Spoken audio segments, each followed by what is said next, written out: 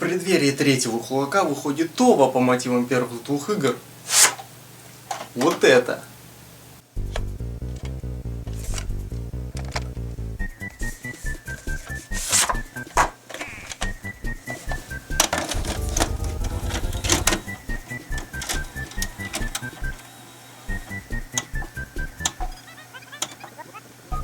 Алашка не является экранизацией какой-либо манги, хотя манги по Дайкину было предостаточно. Но не будем глубоко зарываться в недра японщины.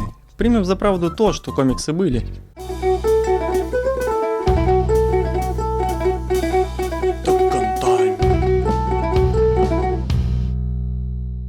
Кроме данного мультфильма, в то время по Текину ничего, к сожалению, не выходило. Если бы они продолжили пилить новые эпизоды и превратили бы это в аниме на 109 серий, кто знает, что бы получилось. Сюжет не представляет из себя ничего особенного. Все то, что можно было увидеть в игре, присутствует. Казуя летит с горы и пробуждает ген демона. 21 год спустя Хач устраивает турнир, и бойцы со всего света собираются на битву. У Ли и Нины какие-то интриги. Все боятся, что Казуя все-таки придет на турнир. Нина пытается убить Казую, но тот, успев присесть, успешно делает ЕФГФ. Правда, не с той руки. Впоследствии оказывается, что Ли якшается с обоими сестрами.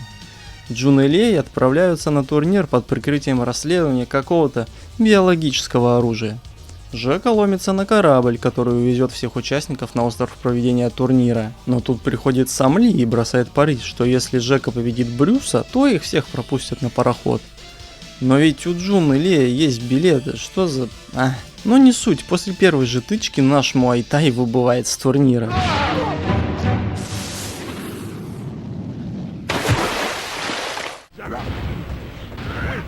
Ганыру стоит на палубе рядом с Ли и чешет пузо. Зачем это? Все участники прибывают на остров. Джун по ходу всего аниме пытается вразумить Казую, чтобы тот отрекся от мести. Под конец у нее все-таки это получится. Анна, будучи конченной тварью, стреляет в собственную сестру из базуки, но, как и всегда, не может ее убить.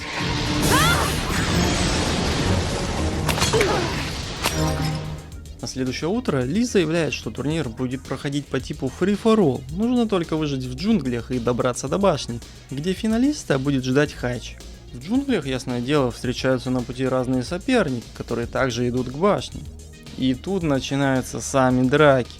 Сражения в целом показаны неправильно, что-то не то, где-то не так, ЕФГФ не с той руки и так далее. Но когда ты смотришь аниме, ты же не думаешь обо всем этом. У тебя зрелище, мясо, кровище, ух! Да, мультфильм на удивление жестокий. То тут, то там кого-то убивают и калечат. Бэк проигрывает Казуе, Ганрю Мишель, Мишель Казуе. Лей, полностью забив на турнир, идет куда-то искать подземные лаборатории, где ему внезапно на помощь приходит Жека. Жека обретает совесть и хочет спасти умирающую девочку. Девочка, кстати, присутствует во всех частях серии, начиная со второй. Под землей они находят Басконовича и узнают о его разработках в виде Алексов и Роджеров. Ли, как ему и полагается, выступает в роли твари и паскуды, и как может пытается избавиться от всех участников турнира. Сначала он выпускает стелс-пехоту Алексов, а тут Анна с Ниной начинают драться, но Алекс успевает быстрее.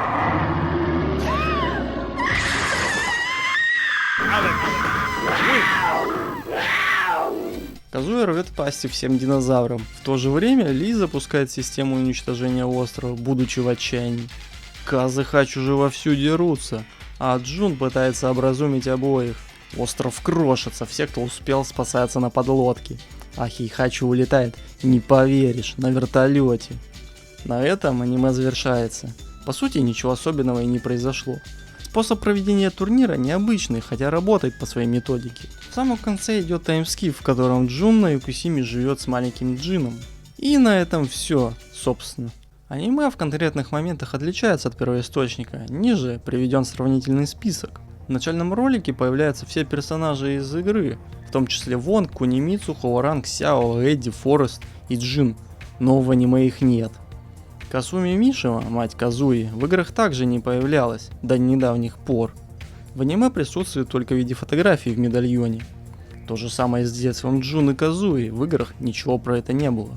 Стандартная отсебятина для того, чтобы сюжет двигался дальше. А ну, укокошили, хотя в играх серии она все еще есть. Алекс в игре не может становиться невидимым. Кстати, Алекс и Рекс по-японски звучат как одно и то же слово, то есть Арексо и Рексо.